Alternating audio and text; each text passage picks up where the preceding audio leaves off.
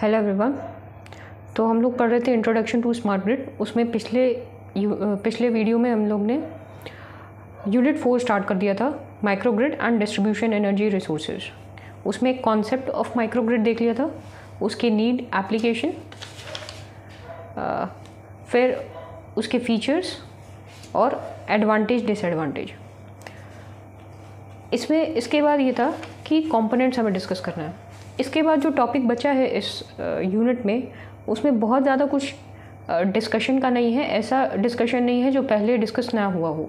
Previous किसी भी इन videos में मिलते जुलते ही आपको रिलेटेड टॉपिक्स मिल जाएंगे। तो इसको थ्योरी पार्ट ही ज़्यादा है, तो जहाँ पर जो चीज़ एक्सप्लेनेटरी होगी वहाँ वो मैं एक्सप्लेन करूँगी, और जो चीज़ सेल्फ एक्सप्लेनेटरी होगी, जो आप खुद से पढ़ करके ईजिली समझ सकते हैं, वहाँ पर आप अपना देख लीजिएगा, क्योंकि उसमें एक्सप्लेन करने के लिए कुछ नहीं है।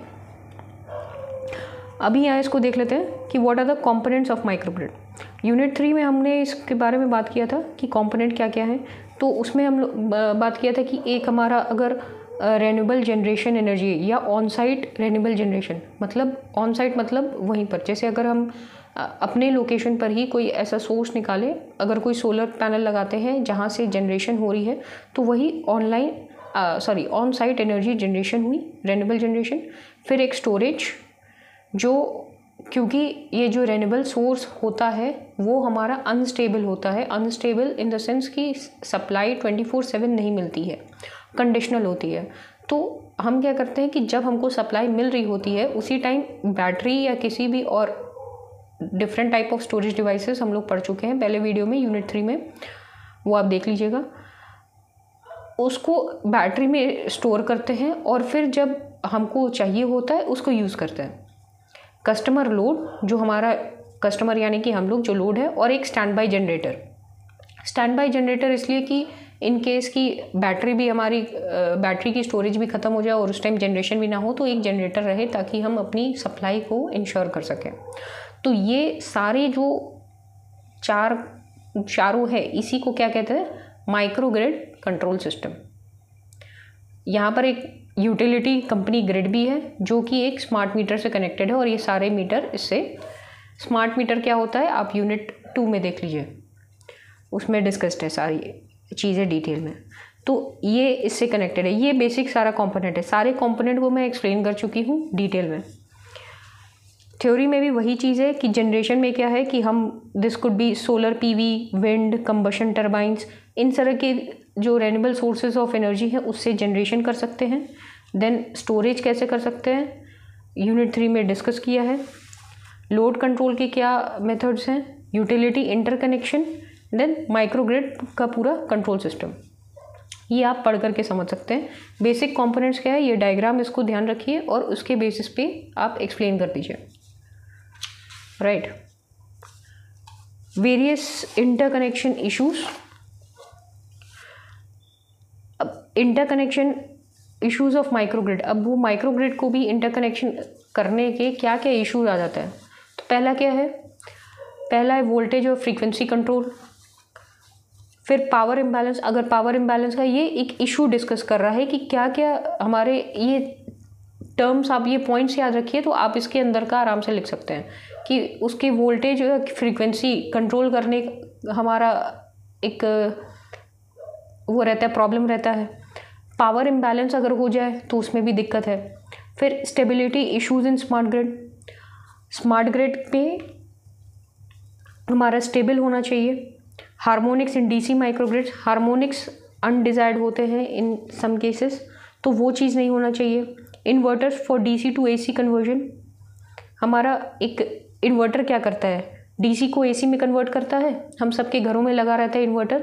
वो क्या रहती है कि जब सप्लाई आती है तो वो बैटरी में एनर्जी स्टोर करता है, और जब सप्लाई, अगर लाइट कट जाती है तो उसी स्टोर्ड एनर्जी को वो एसी में कन्वर्ट करके हमको सप्लाई इंश्योर करता है। तो वही inverters for DC to AC conversion. Frequency and active power control, topological changes, energy storage devices and economic aspects. इसमें कुछ भी बहुत एक्सप्लेन करने का नहीं है, ये सब बस पॉइंट्स है कि क्या क्या इश्यूज आ जाते हैं हमारे एक माइक्रो ग्रिड के इंटरकनेक्शन में। इसको देखते ये क्या है, explain over current and distance protection scheme. अब माइक्रो ग्रिड लगा रहे हैं, ग्रिड है उसमें जनरेशन कर लिया, स्टोरेज कर लिया, उसके बाकी और इंटरकनेक्शन स्कीम्स इश्यूज सब देख लिया, एडवांटेज डिसएडवांटेज। उसमें एक और चीज़ आएगी, हम लोग कोई भी कन्वेंशनल भी ग्रिड लगाते हैं तो वहाँ पर प्रोटेक्शन देखते हैं, क्योंकि जो हमारे इक्विपमेंट्स हैं बहुत हैवी हैं, so protection is required. So over current and distance protection. Over current protection क्या है? ओवर करंट प्रोटेक्शन में 4 जोन होते हैं, Z1, Z2, Z3 और ये Z4। Z1 क्या है हमारा? MV यानी medium voltage feeder and busbar protection zone Z1 है। Z2 is transformer protection zone Z2।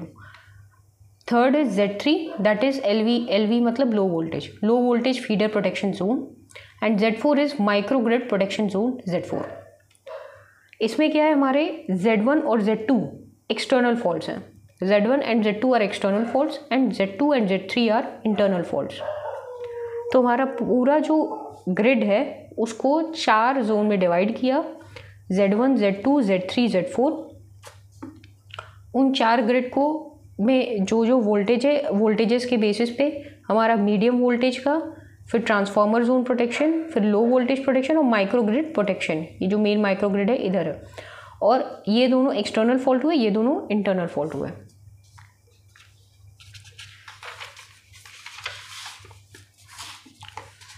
आगे यही चीज़ लिखी हुई है कि over current that has been in use for conventional distribution system protection requires some modification to be made so that it can be used for protection of mesh connected microgrid with DER यानी distributed energy resources।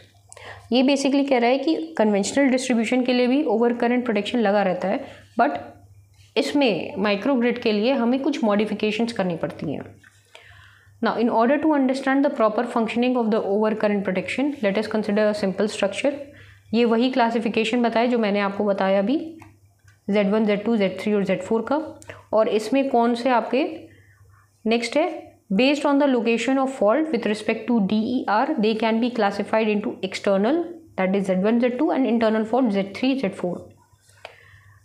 If the circuit breaker CB1 is open, then microgrid is in islanded mode, and if it is closed, then the grid connected mode। मतलब ये जो CB1 है हमारा, यानी circuit breaker 1, ये अगर open है तो ये हमारा माइक्रोग्रिड आइलैंडेड, मतलब कि अभी कनेक्ट बस से फिर वो कनेक्शन टूट जाएगा कि भाई अगर ये ओपन हो गया तो हमारा माइक्रोग्रिड कनेक्शन आइसोलेट हो गया, तो वही आइलैंडेड लिखा है। और अगर ये सर्किट ब्रेकर इधर से क्लोज है तो वो हमारे कनेक्शन मोड में है। So if it is close it is in grid connected mode. Okay, next is distance protection. Distance में इस चीज़ का आप बस ध्यान रखिए, ये सब कुछ एक्स्ट्रा पॉइंट्स है जिसमें कुछ खास इतना है नहीं समझाने का। इतना है मेन यहाँ पर, DER आउटपुट में result in under reach and over reach drawn by the loads में अकर टू रीच लोड्स में cause over reach of the distance relay by employing more number of distance relay, this issue can be addressed. मतलब कि हम over current protection तो लगाए, लेकिन इसमें क्या है कि चैलेंजेस आते हैं। चैलेंजेस किसमें? Based on the challenges of relay setting and coordination of the over current relays due to large difference in the fault currents in grid connected and islanded mode, research has been diverted towards the application of distance protection। मतलब over current protection में कुछ हमारे challenges आते हैं coordination में और relay setting में, जिसकी वजह से हम अपना जो रिसर्च है उसको डिस्टेंस प्रोटेक्शन की तरफ डाइवर्ट किए, या फिर उसमें अब ज़्यादा एक्सप्लोर कर रहे हैं कि कैसे हम अपने सिस्टम को प्रोटेक्ट कर सकें। in which the tripling decision is based on the impedance seen by the relay and not on the current amplitude। और इसमें क्या रहता है कि अब ये डिस्टेंस तो आपका कम भी बता सकता है और ज़्यादा भी बता सकता है, मतलब अंडर रीच भी हो सकता है और power drawn by the loads में cause over reach of the distance relay. तो हम क्या करते हैं, by employing more number of, ज़्यादा से ज़्यादा डिस्टेंस रिले लगाते हैं थोड़ी थोड़ी जगह पे, ताकि ये इशू को एड्रेस किया जा सके। Okay. Next is explain various protection schemes of microgrid. तो वेरियस प्रोटेक्शन स्कीम में हम ओवर करंट प्रोटेक्शन देख चुके हैं, डिस्टेंस प्रोटेक्शन देख चुके हैं. तीसरा है हमारा डिफरेंशियल प्रोटेक्शन. डिफरेंशियल प्रोटेक्शन क्या है? Difference between the measurements made at different points located in a microgrid, preferably at the two ends of a feeder section, is considered as an actuating quantity for this type of protection. Difference between measurements made at different points. Measurements made at different points in a microgrid. इसके 3 method है. ठीक है, differential method, इसको 3 method है. पहला method देखते हैं. पहला मेथड क्या है? पहला मेथड में क्या कह रहा है? In the first method, in order to protect the microgrid and main grid, a master microgrid control center is used. ये हमारा जो है मेन ग्रिड है, ये हमारा माइक्रोग्रिड है. इन दोनों को प्रोटेक्ट करने के लिए क्या यूज़ किया गया है? MGCC यानी मास्टर माइक्रोग्रिड कंट्रोल सेंटर. ये मास्टर, ये पूरे ग्रिड को कंट्रोल करने के लिए लगाया गया. डिफरेंशियल हम लोग प्रोटेक्शन पढ़ रहे हैं. प्रोटेक्शन के लिए यहाँ पर ये एक MGCC यानी मास्टर माइक्रोग्रिड कंट्रोल सेंटर इसमें एम्प्लॉय किया गया है, जो स्टार्ट टू एंड तक, दोनों एंड तक ये पूरा कनेक्टेड है. Using MGCC it is possible to integrate all protective schemes based on the information received from monitoring relays. It is expected to protect the main grid and the microgrid. मतलब जैसे कि हमारे जो relay लगे हैं monitoring के लिए, वहाँ से जो इन्फॉर्मेशन मिल रही है यहाँ पर, इसको उसके बेसिस पे ये हमारा मेन ग्रिड और माइक्रोग्रिड को कंट्रोल कर रहा है, प्रोटेक्ट कर रहा है, sorry. However, this method is found to be costly and unreliable to protect either microgrid or main grid alone due to the complex communication infrastructure and associated data analysis to be carried out. तो हमारा ये system expensive हो जाता है थोड़ा, क्योंकि ये पूरे सिस्टम में लगा है, एक्सपेंसिव हो जाता है, और ये इतना रिलायबल भी नहीं है. क्यों? क्योंकि थोड़ा सा कम्युनिकेशन इंफ्रास्ट्रक्चर कॉम्प्लेक्स हो जाती हैं चीज़ें. तो हमने क्या किया? एक सेकेंड मेथड लाया. सेकेंड मेथड में हम क्या करते हैं? This method employees only local controllers. यहाँ पर तो एक मेन मास्टर माइक्रोग्रिड लगा दिया कंट्रोल सेंटर, यहाँ पर हम लोकल कंट्रोलर्स लगाते हैं. Now every relay communicates with its neighboring relay directly and monitors the current direction. In this there is no master control center.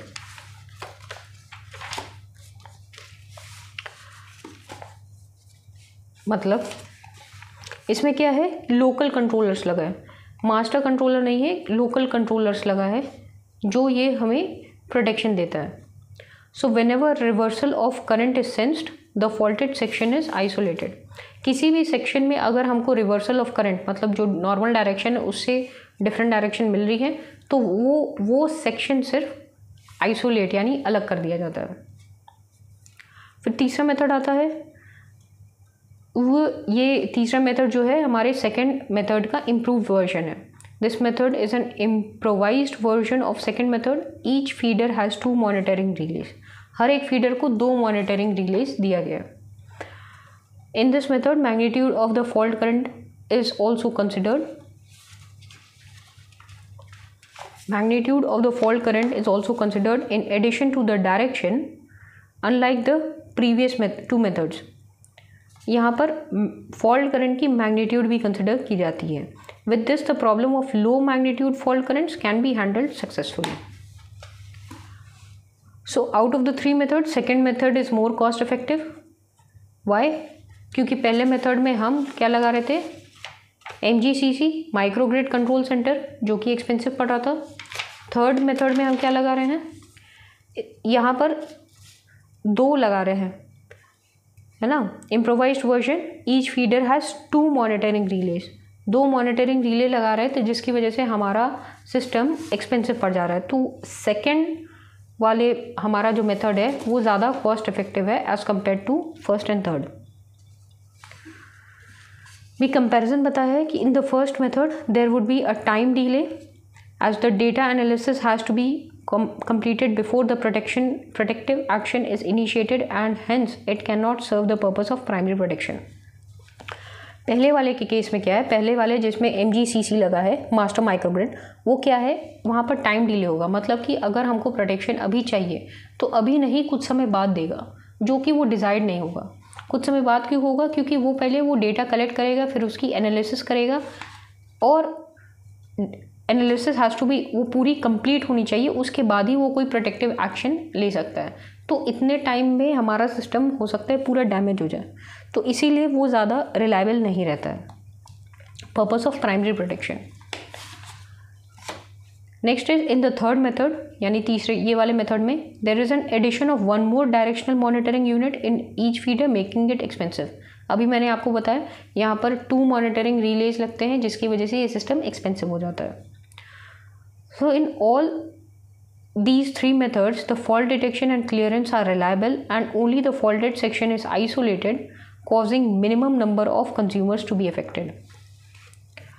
These schemes do not require any change in the configuration or in the relay setting for both modes of operation, and the microgrid are independent of the type and number of DERs connected to the microgrid. No zero sequence. If there is an unbalance, negative and zero sequence current flow is due to the unbalance in the microgrid rather than the fault in these. Main यहाँ पर आपका 2, 3, 4, 5, 6 points हैं, ये याद रखिए। तीनों method याद रखिए। डिफरेंशियल, अगर ऐसे क्वेश्चन आता है कि हाँ कि आपका वेरियस प्रोटेक्शन स्कीम क्या है, तो ओवर करंट प्रोटेक्शन बताइए, डिस्टेंस प्रोटेक्शन बताइए, डिफरेंशियल प्रोटेक्शन बताइए। डिफरेंशियल में ये तीनों मेथड बताइए, first method, second method, third method, और उसके बाद उसकी ये एनालिसिस बता दिए। इतना ही रिक्वायर्ड रहेगा। नेक्स्ट जो इसमें मेन टॉपिक्स बचते हैं वो क्या है, ऑर्गेनिक सोलर सेल क्या है और इसके types. Organic solar cell, plastic solar cell is a type of plastic solar cell, plastic solar cell is a type of photovoltaic cell that uses organic electrons. Organic electrons क्या है, a branch of electrons that deals with conductive organic polymers or small organic molecules for light absorption and charge transport to produce electricity from sunlight by photovoltaic effect. Most organic photovoltaic cells and are polymer solar cells. ये सारी जितनी चीज़ें हैं आप RER के subject में या कुछ ऐसे सब्जेक्ट्स में पढ़े होंगे पहले, इसमें कुछ एक्सप्लेन करने का नहीं है, ये सेल्फ एक्सप्लेनेटरी है। आप एक बार रीड करेंगे तो समझ जाएंगे। यहाँ पर बस डिफरेंट मेथड्स ऑफ जनरेशन बता रहा है जो रेन्यूएबल सोर्सेज से हम कर सकते हैं इन अ मोर एफिशिएंट वे। तो उसके बारे में कि पॉलीमर सोलर सेल्स क्या है, ये सब रीडिंग है। फिर explain film solar cells, structure and working of thin film solar cells, ये आप पढ़ करके बता सकते हैं। Variable wind speed generator, fuel cell क्या है, इट्स ऑल थ्योरी पार्ट। फिर main components of fuel cell क्या है, टाइप्स ऑफ फ्यूल सेल क्या है, ये सब पढ़ के रटने वाली चीज़ें हैं। एडवांटेजेस क्या हैं, उसके लिमिटेशंस क्या हैं, ये सब RER में भी पढ़े होंगे आप लोग, पिछले सेमेस्टर होता है। Short notes of micro turbines, it's all theory part, you can handle it. Okay, captive generation plant not necessary. So basic है कि आपका ये जो मेन जो माइक्रोग्रिड में जितना समझाने का था, एक्सप्लेनेशन पार्ट था, वो मैंने कर दिया है। बाकी आप जो पढ़ करके समझा जा सकता है वो आप उसको कर लीजिएगा। ओके, सो यूनिट 4 मैं इसको कंप्लीट कर रही हूँ। नेक्स्ट अगर यूनिट 5 मौका मिल पाता है तो मैं बनाती हूँ। इस छोटी सी यूनिट है, ये भी ज़्यादातर थ्योरी ही है, क्योंकि मैक्सिमम क्या चीज़ें हैं कि जो मेन एक्सप्लेनेशन का है पहले की वीडियोस में ही मैं काफ़ी एक्सप्लेन कर चुकी हूँ। आपको चीज़ें अब इंटर रिलेटेड मिल जाएंगी, आप एक बार पढ़ेंगे तो आपको चीज़ें समझ में आने लगेंगी। कुछ ऐसा नहीं है कि अगर नहीं समझाया गया है तो आप नहीं समझ पाएंगे, ये सेल्फ एक्सप्लेनेटरी हैं। आप एक बार पढ़िए, बहुत ईजी लैंग्वेज में दिया हुआ है, आपको दिक्कत नहीं होगी। Okay, so all the best for your exams, wish you luck.